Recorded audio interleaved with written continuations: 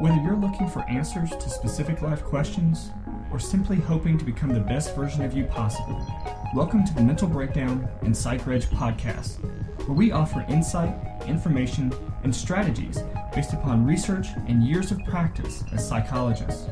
So sit back, have a listen, and get connected with our hosts, Dr. Berney and Dr. Richard Marshall. This week we're going to talk about youth sports, activity levels, athletes, all kinds of youth sports stuff this week. Youth sports stuff. YSS. Yes. Okay. No, it's time we talk about this topic because we are just finishing the summer. Right. Okay, which is typically the time when children do get more involved in sports. But we're ready to begin the school year. Right. Two things are going to happen. One is that the elite athletes will get to perform on their high school teams. Okay. Yes. Yeah. And so you see this movement toward a small group of athletes who continue participating in athletics because they have the skills, the abilities to do so. And many children start to get left out. At about age 13, there's a great divide. Right. And so the competent or elite athletes continue on, and those who can't compete at that level start to drop out. Right. Yeah, that's one thing. And then the second thing is we'll start school, and children are less active during school, and so students' lives become more sedentary, right, leading to weight gain and all those sorts of problems. Yeah. So a couple of things are happening here with the beginning of school. Yeah. And so we're going to talk about some of those different things throughout the course of the week, but we're going to start out today just talking about how much exercise kids should get. And we've talked many times before about how much exercise we as adults should get. And that's 3 or 4 times a week of at least 30 minutes of mild to moderate level mild to moderate intensity exercise. Right. The other reason we want to talk about how much exercise children should get is because in these days of screen time, digital devices, everybody's concerned about how much time kids spend on devices. Right. And one of the messages we will probably repeat throughout the week is that the issue is not denying your children access to media. Right. The issue is making sure they get all the other activities they need. Right, balancing. Right. There are 168 hours in a week, and if you're spending 8 hours a day on devices, it means that you're giving up you're relinquishing something else that might be worthwhile. Right. So the message I think that we want to give this week is the issue is not denying your children access to media. The issue is making sure that you include all the other activities that they need for healthy growth and development. Absolutely. So we're pulling some information from 2 separate articles today. One is from healthychildren.org, and this is the American Academy of Pediatrics, their recommendations. And the other is from raisingchildren.net.au. It's from from Australia. Right. So but the recommendations are pretty similar. That's right. But we're including both of them because the one from Australia actually breaks it down all the way to infants. Right. Which is nice. Yeah, because it's striking the similarities between the two. And we typically go, when we talk about children's issues, Dr. Berney and I typically go to the American Academy of Pediatrics. Right. And the reason is because the organization, when they want to make a statement about something, they collect renowned experts, real experts in the field. They sit down as a group and they work out the details. So when recommendations come from the Academy, it's usually been a very thoughtful process. Right. Yeah, they don't just throw stuff out there. So, but let's pull first from the article from Australia, because this one breaks down the real crux of this podcast, which is how much time. And it breaks it down from birth until 18. Right. But I like that it mentions the fact that infants from birth through their first year, that they should be getting a little bit of exercise every day. Right. preferably 30 minutes of tummy time every day. And I really like that because in over the past decade or two, I would say, there has been a lot of back and forth. As you know, do you put your child on their tummy? Do you keep them on their back? Do you put them on their side? Do you do these different things?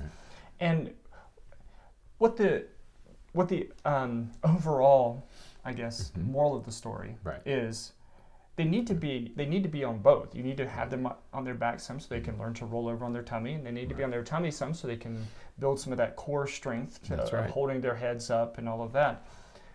You just don't want to leave them alone. Right. Right. You know, that's where anyway. Right. You know, and then that's where people, when people promote the idea of, you know, you got to avoid tummy time because they could, you know, go face down into the mat or blanket or something and suffocate and those kinds of horrible stories that we hear.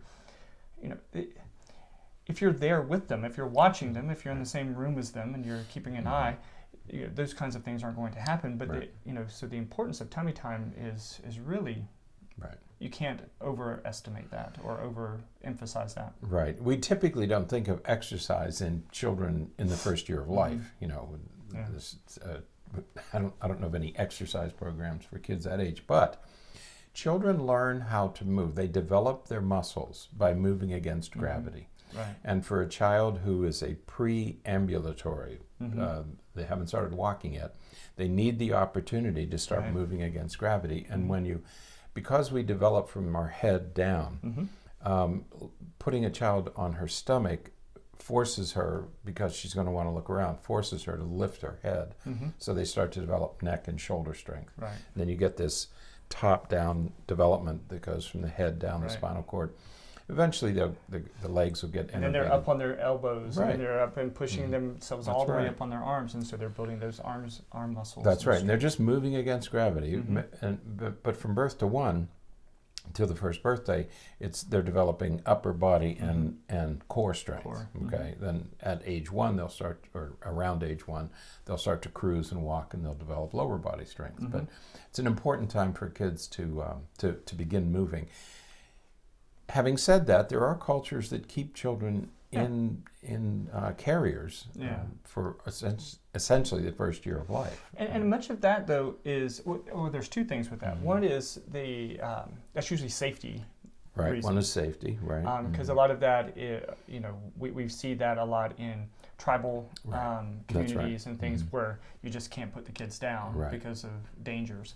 But the other thing is that you still see them experiencing opportunities to exercise and those kinds of things, even whether they're in the papoose or at other times.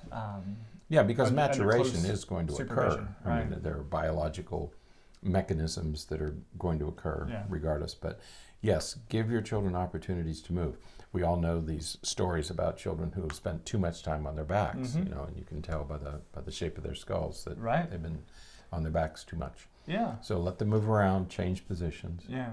Yeah. You can always tell when there's an infant that spends too much time laying on their back. The back of their head is bald. Because they've rubbed the hair off their head, and it can become flat. Because they spend too much time on their back. So you gotta watch for that. Yep. So let them move around. So that's the first year. First year, from 1 to 5, they recommend, and I love this, 3 hours each day, spread throughout the day, not all at one time. Think about that. But 3 hours a day of activity. That's a lot of activity. That's a lot of activity. But kids do that.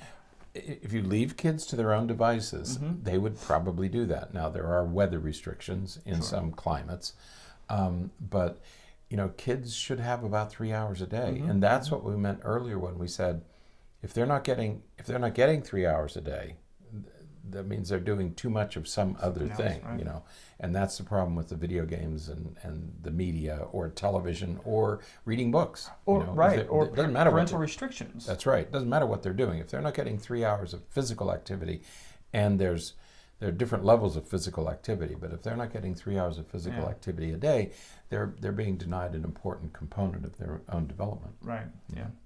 And then it kind of clumps from 5 to 18. And that is, they recommend at least an hour of moderate to vigorous physical activity at least 3 times a week. Right. And again, so we're kind of getting into the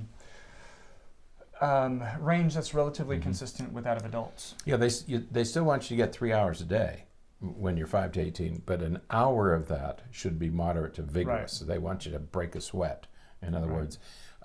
So you still want 3 hours, but an hour of that should be vigorous. Right. Yeah. Right. So, and they kind of go through and define what vigorous means versus what moderate means. Which is also nice. It's a nice guide. So this is a very nice guide to use if you're looking for what your children should be doing. Right. Because at the end, they present more activities, specific activities. Right, some real specific activities that you can use there. Yeah, so it's nicely done. And that goes very well with the article from the American Academy of Pediatrics, where they recommend also an hour a day for school age, basically, and very active play, vigorous play.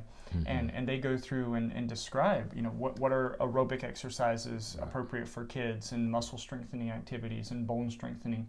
And it offers a lot of links that you can follow to learn more about some of these different activities. Right, because what they want you to do, it's almost like cross-training for kids. They want you to do 3 types of activities. One is aerobic exercise. There should be some of that. Then there's strengthening or resistance activities, right? And there's all the weight-bearing activities, the things, again, you use to develop your muscles of posture and movement, because you want to do that.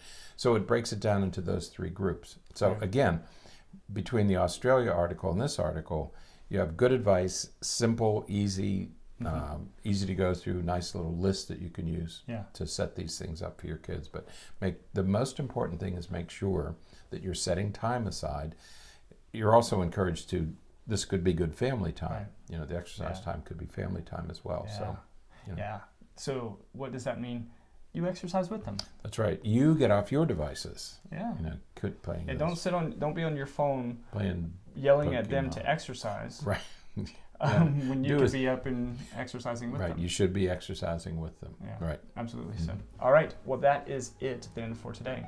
Until next time, stay happy, stay healthy, and forget to be afraid. Thanks for sharing this episode of the Mental Breakdown and Psychreg podcast. Be sure to check out the show notes for links to follow us on Twitter and subscribe to our YouTube channel, where you will find all of our previous podcasts and much more. We would be honored if you would become a patron through patron.com, where any donation you can manage will go to the development and creation of more content. Just visit patreon.com/thementalbreakdown for more information. Thanks again for listening. Have an awesome day, and we look forward to being back in your feed tomorrow morning.